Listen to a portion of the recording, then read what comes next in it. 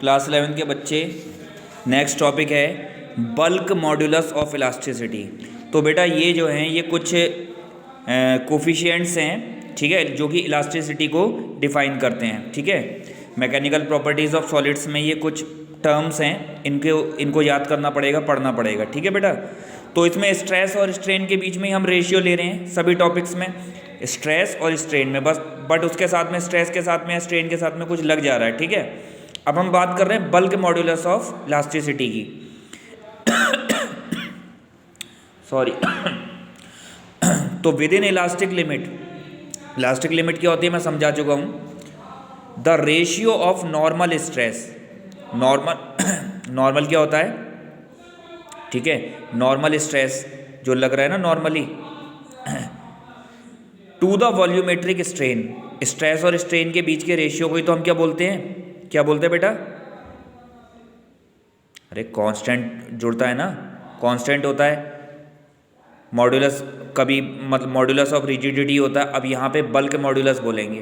तो ये जो टर्म है, जब हम स्ट्रेस और स्ट्रेन का रेशियो लेंगे कुछ और एक्स्ट्रा टर्म्स को उसके साथ में ऐड करके, तो कुछ एक स्पेशल किस्म के मतलब टर्म आएंगे। ठीक है ना, स्पेशल किस्म के कोफिशिएंट्स आएंगे। जैसे कि अगर हम नॉर्मल स्ट्रेस और वॉल्यूमेट्रिक स्ट्रेन के बिटवीन रेशियो लेते हैं, ठीक है ना, with in the elastic limit.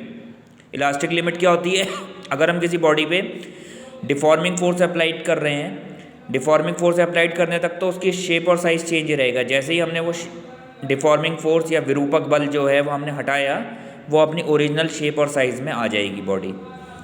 तो नॉर्मल स्ट्रेस और वॉल्यूमेट्रिक स्ट्रेन के रेशियो को हम क्या बोलते हैं, बल्क मॉड्यूलस ऑफ इलास्टिसिटी बोलते हैं। तो कप्पा, इस टर्म को, ग्रीक सिंबल को हम क्या बोलते हैं, kappa is equal to normal stress upon volumetric strain. अब नॉर्मल स्ट्रेस है तो नॉर्मल स्ट्रेस क्या होता है बेटा, F force upon area, stress is equal to force upon area, per unit area में लगने वाले फोर्स को ही तो स्ट्रेस बोलते हैं। अब नॉर्मली लग रहा है, ठीक है ना, नॉर्मली यानी कि सीधे सीधे 90 डिग्री, एफ अपॉन ए, ठीक है, F upon A upon volumetric strain. Strain क्या होता है, change in dimension upon original dimension, या change in volume upon original volume. Change in volume, change कितना हो रहा है, डेल्टा वी अपॉन वी। ठीक है, तो kappa is equal to F upon A आ गया, और ये टर्म डिनोमिनेटर वाला टर्म न्यूमिनेटर में आ जाएगा, और न्यूमिनेटर वाला टर्म डिनोमिनेटर में आ जाएगा। तो माइनस का P V upon delta we. Unit क्या होगी बेटा, इसकी तो यूनिट कुछ नहीं होती, स्ट्रेन की कोई यूनिट नहीं होगी ना, तो किसकी होगी बेटा यूनिट, स्ट्रेस की। और स्ट्रेस क्या है, फोर्स अपॉन एरिया, यानी न्यूटन पर मीटर स्क्वायर, या न्यूटन मीटर -2 और पास्कल।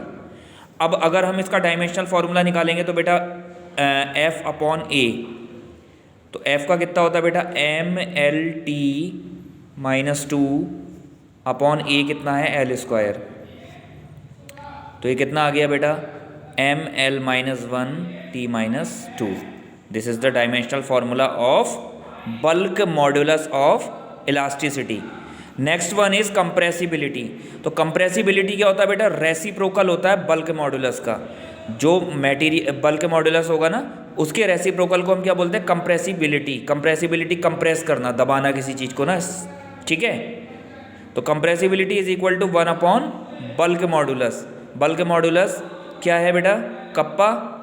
तो इसकी यूनिट क्या है बेटा, न्यूटन पर मीटर स्क्वायर। अब क्योंकि रेसिप्रोकल है तो डिनोमिनेटर से न्यूमिनेटर में जाएगा, तो जो पावर्स है वो चेंज हो जाएगी।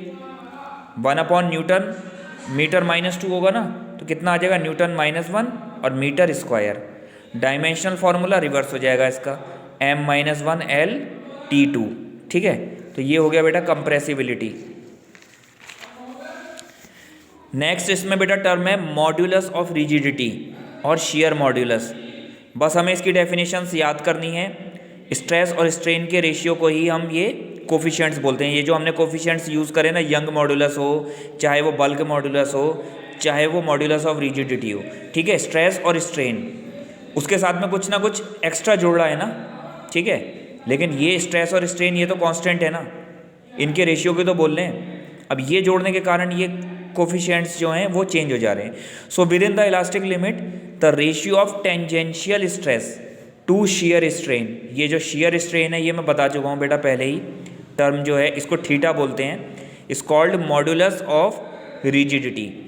इसको ईटा से शो करते हैं, ईटा। ये एन को जो है ना ऐसे नीचे की तरफ ऐसे कर्सिव सा बना देते हैं, इसको ईटा बोलते हैं। Is equal to tangential stress upon shear strain.